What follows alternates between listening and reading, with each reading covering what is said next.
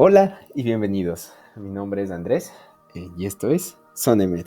El día de hoy les he traído un nuevo proyecto que tenemos entre manos, donde en lugar de traer contenido científico, como habitualmente lo hacemos, hemos decidido compartir un poco de experiencias, un poco de consejos, tal vez en este espacio más relajado, donde se puede conversar, incluso saber más de ustedes y que nos pregunten más cosas, ¿ok?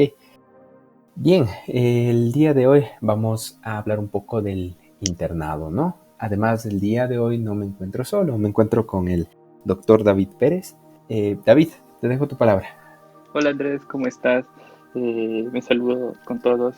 Como le ha dicho Andrés, somos compañeros, somos colegas y nos conocimos en el internado. Andrés y yo Ujú. somos de universidades distintas, somos de universidades privadas del país y no nos habíamos visto nunca y tuvimos la oportunidad de conocernos en el internado.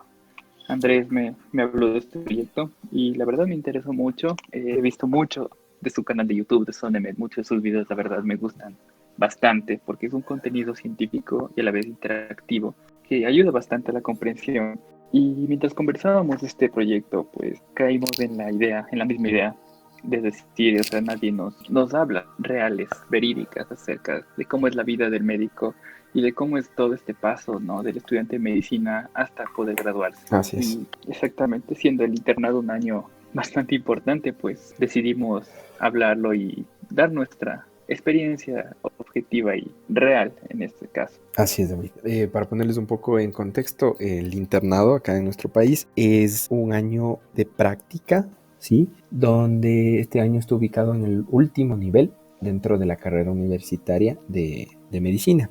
Por ponerles un ejemplo, del primer año al quinto año estamos en la universidad. Mientras más arriba estamos en estos niveles, más contacto con pacientes, más prácticas, rotamos por muchos hospitales de la ciudad. Casi van a acorde, ¿no? O sea, si estamos viendo ginecología, rotamos en un hospital de ginecología. Si vemos un tema pediátrico, estamos en el hospital pediátrico de la ciudad. Y esto nos lleva al quinto año. Para empezar, el sexto es el año de internado, un año donde prácticamente dejamos de pertenecer a la universidad, por así decirlo, y pasamos a formar parte de un hospital en concreto, como un hospital base, ¿no? Y bien, eso nos trae el tema de hoy. Queríamos hablar un poco del internado, compartirles un poco de nuestra experiencia, muchos mitos, de muchas dudas que hemos tenido igual de gente, estudiantes que han estado a niveles inferiores a nosotros, ¿no? Bien, cuéntanos David, ¿por qué el día de hoy optamos por este tema? Hablemos de un poquito Exactamente. de este tiempo antes del internado. Exactamente, Andrés. Pues bueno, un poquito, avanzando un poco de tu explicación de lo que es el internado. Pues bueno, tú ya lo has dicho, es el último año de la carrera y pues un año práctico en el cual tú vives prácticamente en el hospital y es también a la vez, durante ese año tú rotas o transitas por varias áreas de la medicina como la ginecología y obstetricia, medicina interna, cirugía, traumatología, etcétera, varias áreas en las cuales tú vas siéndote un poco afín a cada uno de estos servicios y vas descubriendo un poco más acerca de cuál es tu preferencia, digámoslo así, entre cada una de estas especialidades médicas que realmente son resultados bastante interesantes en cada una de estas experiencias que tengas. El Así es. año tornado, eh, realmente nadie te habla de esto, te conversa porque nosotros vivimos mucho tiempo encerrados en la universidad cuando somos estudiantes y porque medicina es una carrera muy exigente. Tienes muchas materias, mucho tiempo para estudiar y realmente ves en la universidad no tienes de tiempo para salir, no tienes este toque con lo profesional, con lo que va a ser tu vida de después y honestamente el internado te cae encima después porque pasas los años y no cree que va a llegar hasta tal punto y pues sorpresivamente llega un día y tú no estás absolutamente preparado para esto. Así es. Pero más que todo, decirles que es un año de mucha experiencia, mucho aprendizaje también dentro del personal, porque estamos en contacto con muchas universidades, muchas facultades de medicina. Entonces todos estamos juntos en esto y pues puedes conocer a grandes amigos, grandes personas que posteriormente pasarán a ser tus colegas. Así es, prácticamente venimos de muchos tipos de universidades, unas son privadas, es decir, hay que autofinanciarse o muchas veces con las ayudas de nuestros papás. Por otro lado están las universidades públicas y cuando llegamos a este nivel ya para empezar el internado, se hace como un match, una especie de sorteo donde el tema de notas juega un papel, es decir, en muchas universidades las notas más altas escogen primero y así sucesivamente las peores plazas se quedan generalmente, ¿no? Esto no es una regla general para todos. Generalmente las últimas plazas son escogidas tal vez por los estudiantes o compañeros que no tuvieron un buen aprovechamiento. En otras universidades tengo entendido también que son sorteos, es decir, todos entran a un pool, lo sortean y cada uno va a la diferente plaza que le toca. Como decía David, este es un año se podría decir un poco que tal vez nos llega de golpe, David. Sí, exactamente. Llega el día en el que tienes que escoger las plazas, como lo ha dicho Andrés, y tú no sabes a dónde ir. Como él lo ha dicho, bueno, tanto en su universidad como en la mía, y en la mayoría de las universidades, facultades de medicina de Quito, escogemos por orden de calificaciones y de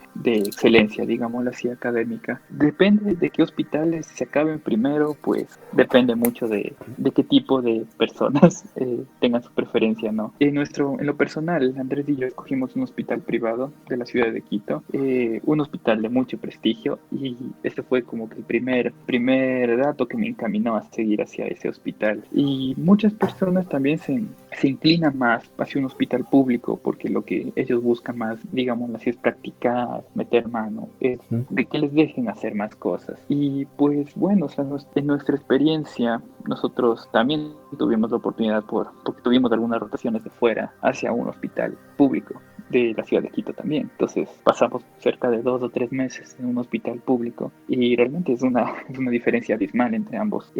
Pero la verdad, yo rescato mucho la elección del hospital que realizamos porque sí Así. es cierto que en un hospital privado y que realmente los pacientes pagan por una atención de calidad y tienen un cierto, no sé, algo que cuidar. Como su imagen, ¿no? Puede ser. Exactamente, la imagen que tienen que cuidarla bastante, no van a permitir que estudiantes estén realizando muchas labores, entonces eso es muy cierto, pero también yo rescato mucho que en el hospital que estuvimos enfatizaron lo que es más la parte académica, cosa que no tuvieron en los hospitales públicos muchos de mis compañeros que me habían comentado cosas, entonces nosotros pasábamos estudiando mucho, aprendiendo bastante y eso es lo que realmente a mí me gustó más de estar en este hospital.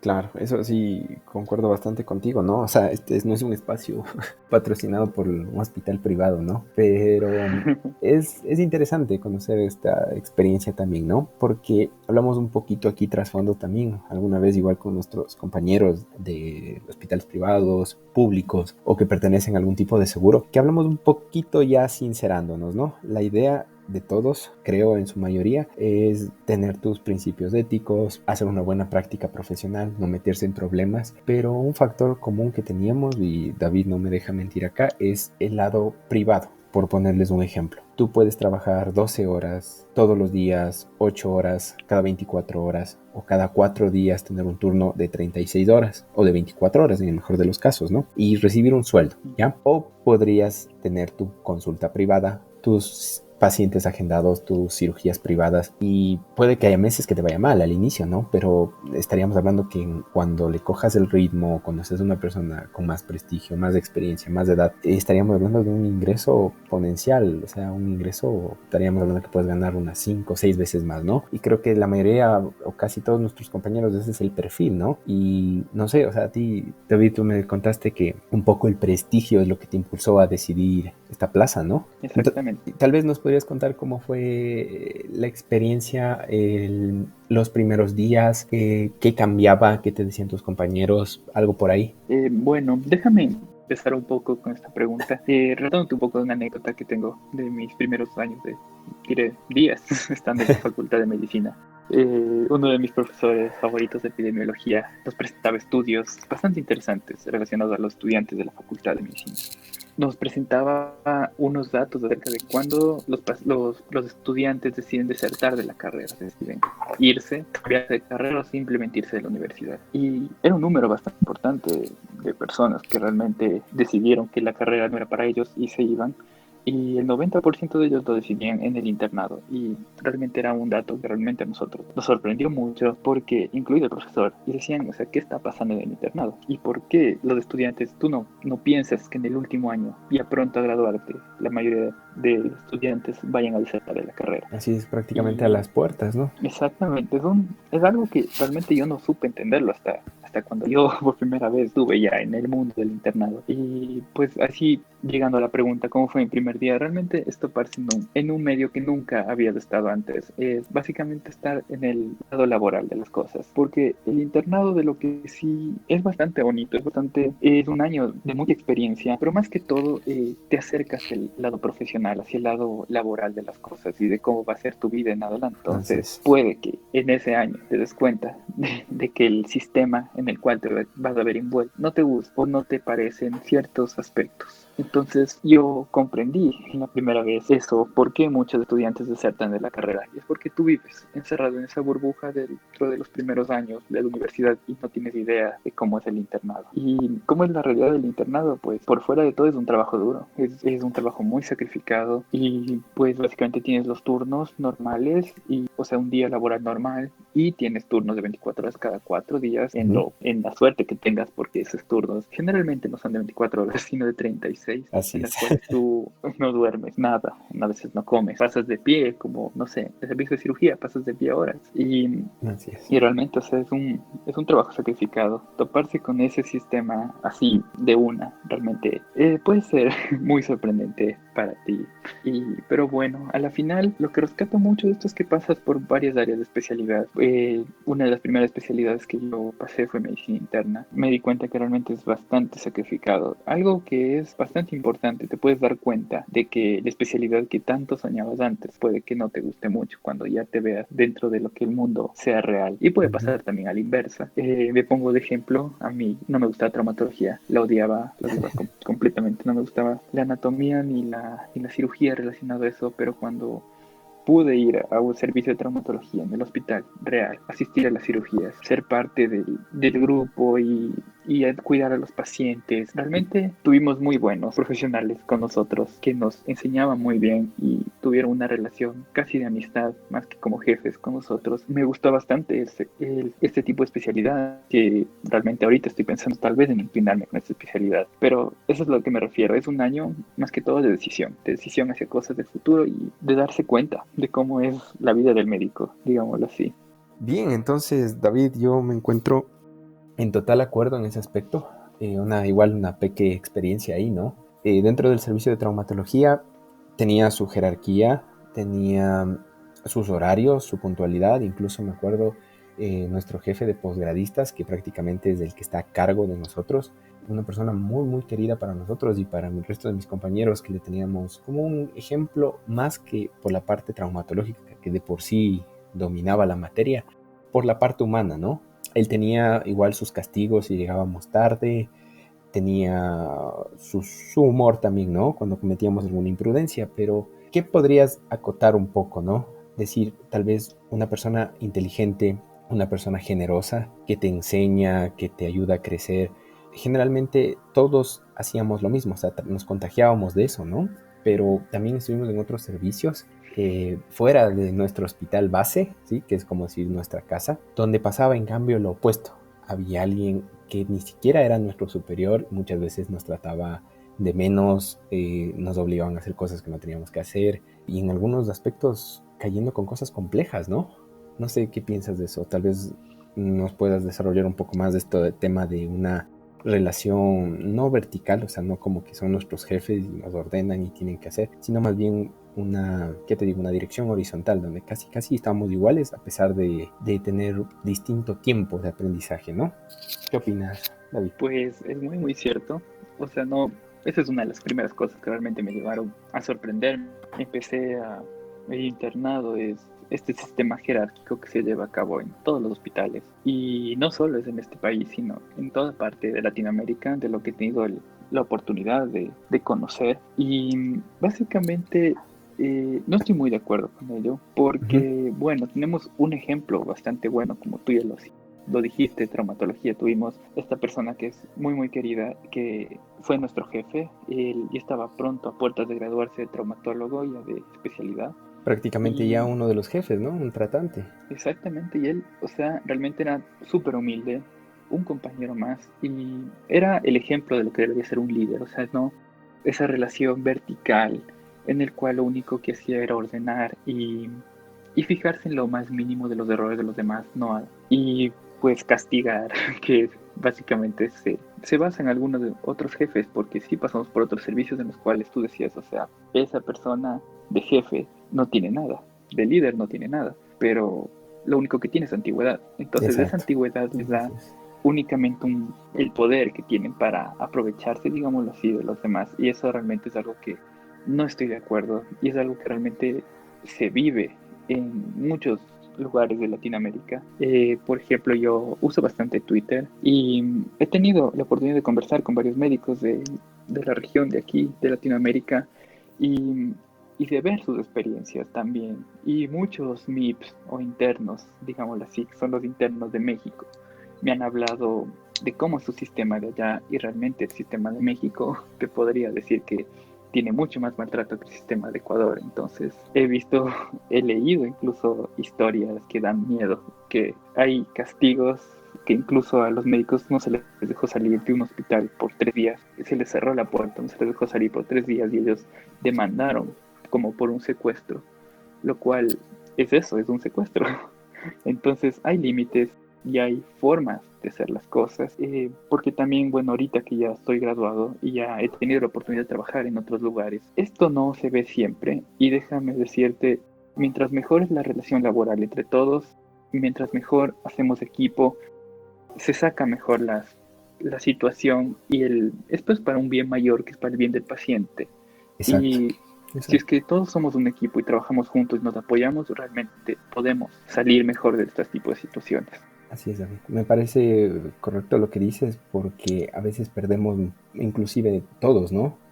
La dirección, que aquí el jefe es el paciente. O sea, nosotros somos, ¿qué te digo? En su momento externos, que es como les mencionaba, cuando estás dentro de la universidad, por poner un ejemplo, en la mañana tienes clases y en la tarde vas a una clínica o a un hospital, ¿no? Cuando eres interno, que estás todo el tiempo en el hospital, cuando te gradúas y empiezas a ejercer, sea tu año de salud rural y comunitaria, o sea ya un inicio de una residencia, ¿no? Pero aquí es todos los niveles trabajan para el paciente. O sea, eso debería ser el objetivo, ¿no?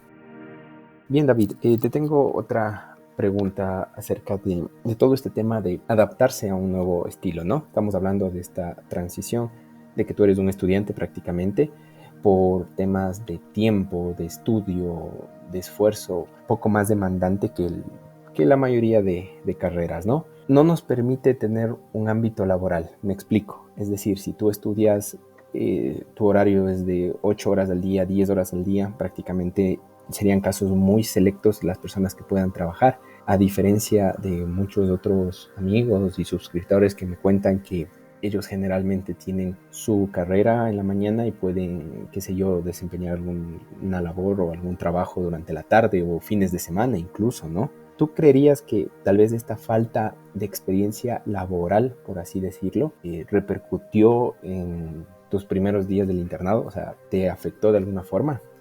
Yo diría que sí, porque ver mucho de, por ejemplo, esta relación vertical que existe en muchos hospitales y en la vida del médico en general. Y pues obviamente este es el medio en el que nos inmiscuimos después, este es el medio laboral en el que vamos a estar. Entonces tienes un toque real de la vida. Tú no sabes cómo va a ser tu vida cuando eres estudiante, o sea, tú crees que sales y tienes la cosa, no sé, resueltas de algún tipo, pero llegas al internado y te das cuenta que estás en el mismo sistema médico que todos y que tal vez puede ser que no te agrade el sistema en el que estés. Entonces, llegó al punto anterior en el cual dije, ¿por qué tantos estudiantes desertan al llegar al último punto? Pues porque es el punto real, es la realidad y es como va a ser tu vida en el futuro. Y si no te gusta o si desertas de eso, pues puede que te lleves una decepción. Puede que la especialidad que tú hayas querido siempre, una vez que estuviste ya dentro de ella, digas, pues no, no me gusta. O puede que te guste otra más. o puede que no te guste nada. Pero realmente lo que yo rescato es que puede haber este tipo de situaciones, de sentimientos de no pertenecer o de ya no querer hacer esto. Pero la verdad, yo creo que en medicina, si tú decidiste por algún punto estudiar esto y puede que no te guste absolutamente nada, hay espacio para todos. Realmente la medicina no es únicamente tratar con pacientes y, no sé, operar y medicar, porque la medicina puede incluso irse del lado administrativo, puede irse del lado un poco de la investigación, que muchas veces es dejado de lado y que realmente es una de las especialidades que más hacen falta, sobre todo en estos últimos tiempos, como lo hemos visto. Y en nuestro país sobre todo. Gran Exactamente. parte del problema es la ausencia de una cabeza administrativa médica en muchos casos. No es por desprestigiar, ¿no? Pero ha habido casos, ¿no? Que a cargo de una unidad de salud, no te puedo decir grande, ¿no? Pero de un tamaño considerable, donde cuenta con algunas especialidades y todo, esté a cargo de un administrador, ¿qué te puedo decir? Que tiene experiencia en el ámbito jurídico, no tiene ni idea. Y nos hemos topado con muchas personas, David no me va a dejar mentir, el caso de administradores que no tienen idea qué es un suero y que un suero representa que tiene que haber un equipo de venoclisis y que tiene que haber la aguja. O sea, es un equipo completo que debería descargarse o emplearse como un todo, ¿no? Pero ellos les analizan como que son tres cosas diferentes y los que sufren a la final son las licenciadas, ¿no? Exactamente. Realmente sí, o sea, que tener una cabeza administrativa que sea médico o investigativa realmente da mucha ventaja porque es alguien que está en el medio y es alguien que entiende completamente la situación y las circunstancias del paciente que pueden ser cambiantes en muchos ámbitos, muchos aspectos. Y sí, por ejemplo, muchas veces muchas personas desconocen de estos ámbitos y pues se meten a hablar y realmente el médico no solo ejercer, sino también tiene sus partes administrativas que hacen mucha falta. Bueno, tú mencionaste la LICEN. O sea, esa relación mala del médico y la LICEN también tiene que terminar. Claro, eso sí. Realmente la LICEN es una parte fundamental del equipo. No somos enemigos, como en muchos hospitales se ha visto. Mientras trabajemos mejor, licenciada, auxiliar de enfermería y médico, vamos a sacar mejor lo que es del paciente, que es a la final por lo que estamos aquí. Sí, Entonces, eso sí tienes razón. Y es un tema donde donde hay bastante que cortar, ¿no? Nos daría para otra conversación entera. No sé si la gente quisieran ver eso acá, también les invito a que apoyen o puedan comentar qué más temas quisieran ver acá en el canal. Bien, David, y para concluir, me gustaría hacerte una pregunta, tal vez un poco ya personal, ¿no? ¿Qué te podrías decir a ti, o sea, David, de 2 días de medicina, que aún tiene el cordón umbilical con la facultad, con los amigos del colegio, con los papás? ¿Qué consejo te darías tú? O sea, ¿qué harías diferente? pues bueno, Andrés, qué excelente pregunta, la verdad. ¿Qué me diría a mí de un consejo anterior? Pues realmente creo que lo que más me diría es que no aprendas o no estudies únicamente por relacionado a las notas, a las calificaciones, porque a fin de cuentas las calificaciones no reflejan lo que eres como estudiante ni como persona. Totalmente de acuerdo. Y un médico únicamente no es excelente porque es el que más sabe o el que mejor sabe alguna destreza quirúrgica, sino es la que es más empático con las personas, el que más siente como los demás, se puede ponerse en el lugar de los demás y realmente ser médico es ser persona, es ser humano y eso es algo que trasciende más allá del conocimiento, digámoslo así. Y pues como segundo consejo, aprende técnicas de aprendizaje y técnicas de estudio, que es algo realmente útil. Leer libros, acabar libros, leer por leer, trasnocharse por acabar el libro, realmente no son buenas técnicas de aprendizaje. Para Tú, nada, prácticamente. exactamente, está demostrado actualmente que tú aprendes mejor. Primero durmiendo bien, comiendo bien, teniendo hábitos saludables y viendo material interactivo que se te va a quedar más, haciendo mnemotecnias, ver videos. Eso realmente ayuda mucho para el aprendizaje y es algo que te va a quedar más, es algo que no te vas a olvidar. Totalmente de acuerdo contigo, David.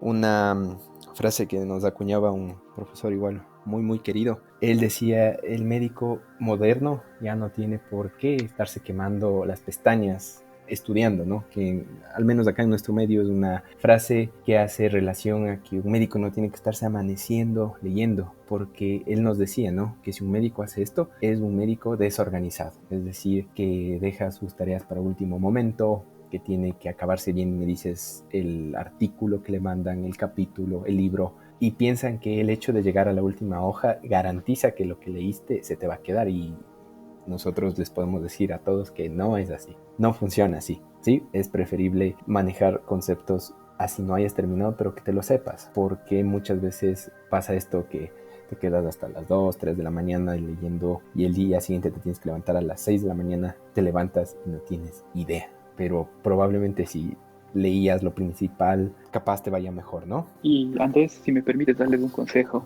a tu audiencia. Sí, David, claro, por eh, eso estamos.